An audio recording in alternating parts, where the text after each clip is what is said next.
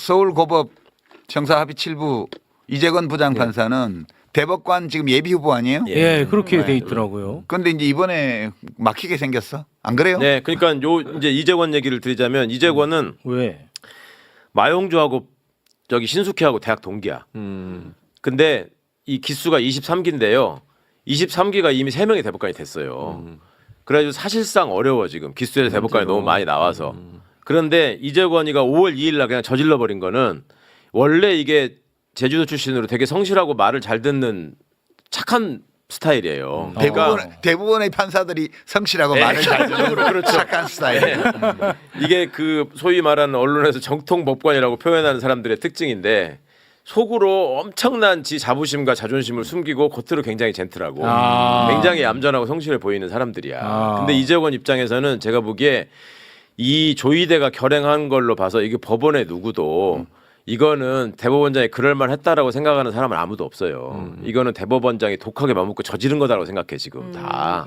그러면 이재권은 그 전에 양승태 비서실에 있었던 비서실 판사예요. 그러니까 대법원장이라는 위치가 얼마나 존귀하고 존엄한 것인지를 비서로서 본 친구야. 이재권은 몇 년 동안을. 그러니까 대법원장이 결행을 했는데 내가 이 상황에서 최선을 다해서 이거를 보필을 해야지 나한테 문이 열린다라고 5월 2일까지 생각했을 거예요. 근데 문이 닫혔어. 근데 지금 아니잖아. 어떡하냐 이제. 그럼 심각해지네. 지금 심각해진 거야. 그럼 머리가 복잡하게 고민하겠지. 고민하겠지. 지금. 예. 지금 눈앞이 캄캄할 그렇지. 거야. 거기에다가 민주당은 12일까지 답변 내놓으라고 해놨잖아.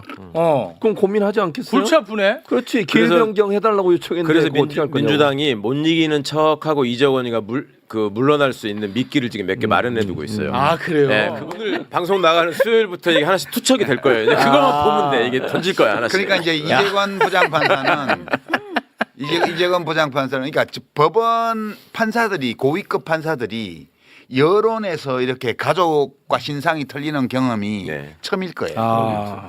이게 처음이죠. 그냥 근데 어느 정치 세력이 하는 게 아니고 네티즌들이 찾아내가지고 과거 자발적으로. 판결 다 파내고 그다음에 뭐 친인척 관계, 뭐 동창 관계, 무슨 결혼식 주례를 누가 받냐까지 다 파내고 있잖아. 뭐 아빠한테 주식을 다시 팔아서 뭐 70 몇 억을 차액을 하고 와. 그러고 뭐 그런 캐비넷도 다 열고 있어 지금. 뭐 입건된 거 뭐 이런 거 석건 다 네. 찾아내고 있잖아. 이런 상황을 겪어보지 않은 사람들이에요. 지금 몹시 당혹스러울 거라고 보고요. 12일까지 한번 보자고요. 5월. 5월 12일 이전에 이 재판 일정 변경을 하나 안 하나. 그렇지. 그게 키야. 예.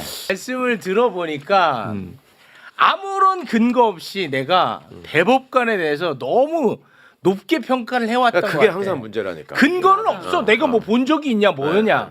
너무 필요 이상으로 고평가를 해왔어.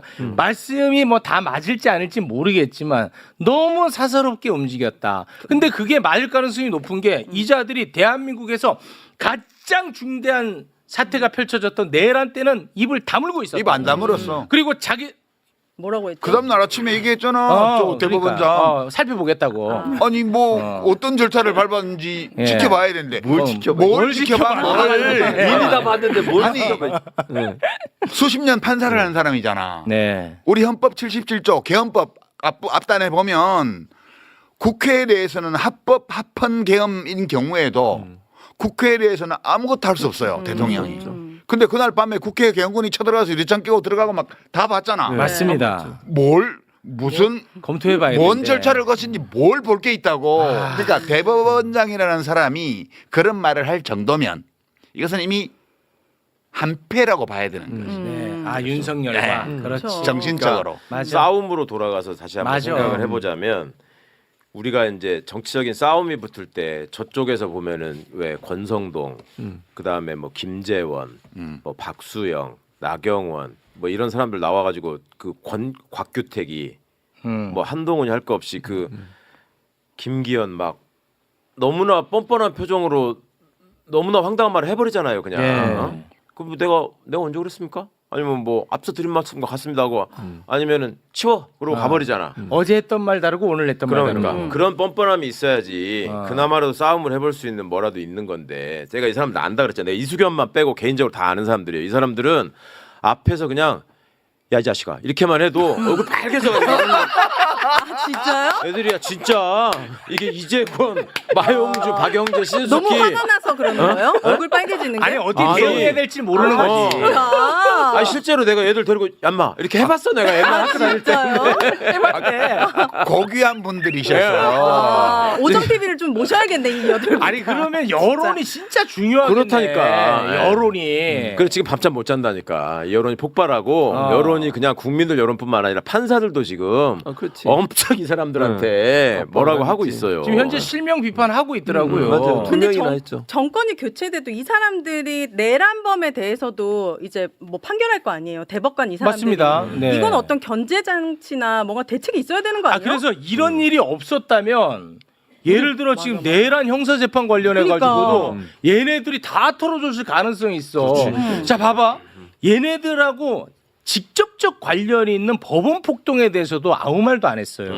그게 윤석열과 관계됐기 때문에 말을 안 했나 보네. 지금 보니까. 아, 이제 그 나하고 동향이거든. 그 동향. 조이대. 조이대 대법원장이 경주 그 월성 그것도 똑같아. 아. 네. 면은 다른데. 예. 네. 그런데 이제 경주 사람들이 성향이 어떠냐면 되게 순해요.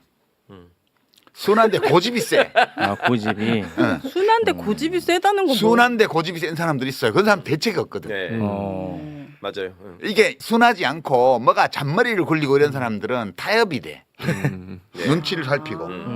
근데 이렇게 순하고 고집이 센 사람은 그냥 자기 생각대로만 가는 거예요. 이 조이대 대법원장은 지금 자기 일을 저질러 놓고 이게 뭔지를 지금 잘 파악을 못 하고 있을 거야. 아. 그리고 이 문제가 원래는 이렇게 할 필요가 없었어요. 왜냐하면 이재명 후보가 대통령 될 거거든.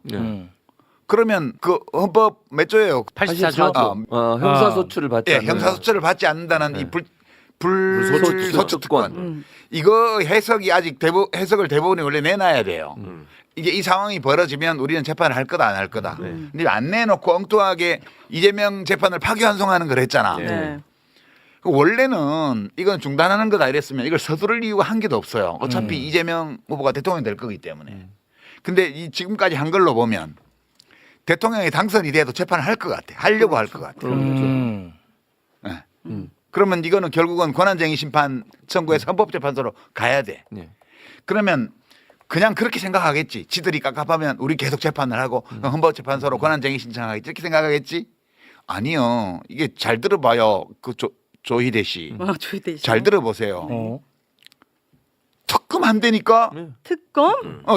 이번 이 재판 불법 재판에 대해서 여러 가지 범죄 혐의점이 많아요. 그럼. 배당도 하기 전에 이미 재판 기록을 봤다든가. 그렇지. 이런 불법의 혐의가 짙어요 지금. 그렇습니다. 그리고 네. 서부에 회부하기도 전에 이미 전압기일을 지정했다든가 이런 의혹들이 그렇지. 다 있습니다. 맞습니다. 특검 도입해가지고 이번 이 불법 재판의 혐의에 대해서 다 파야 돼요. 그렇죠. 이 공격을 그대들이 감당해야 됩니다. 지금 이대로 가면. 그렇습니다. 네, 그 네. 점은 저는 얘기해주고 싶어요. 이 쇼츠로 잘 만들어봐요. 이재건 부장판사도 계속 이렇게 가시면 그렇지. 대법관 가는 앞길이 완전 꽉 막혀요. 꽉 막혀. 이러시면 안 됩니다. 우리 헌법이 규정한 대로 법리와 양심에 따라서 재판 진행을 해야 돼요. 그렇습니다. 그러면 다소간의 어떤 가능성이 보일 수도 있어요. 그러나 이대로 이렇게 당일날 하루에 막 5가지 결정을 막 해버리는 이런 식으로 재판 진행하면요. 예. 특검 대상이다. 이게- 이재권 판사님 편하게 사셔야죠. 그럼 일부러 고난을 자초할 거예요. 아니 편하게 뭔데 사셔야죠. 필요는 없지. 뿐만 아니라 형사소송법을 지금 개정하려고 그래요. 그러니까 그것도 이 대법원의 이런 태도 때문에 일어난 일이에요. 사실은 그거 하기 상당히 부담스럽잖아. 네. 형사소송법에 대해서 대통령으로 임명된 사람, 그러니까 선출된 사람은 재판을 받지 않는다는 걸 명확하게 쓰는 개정안을 민주당이 지금 추진하고 있어요. 네. 이게 대법원 사태 때문에 이렇게 된 거예요. 만약 그렇습니다. 그게 없었으면 할 수 있겠어요? 맞아. 그러니까 자기들이 이제 그냥 뭐 밟은 거예요. 한마디로 얘기하면. 그러니까 조이대는 사법 개혁의 선구자입니다. 그렇죠. 예, 윤석열은 검찰 개혁의 선봉자.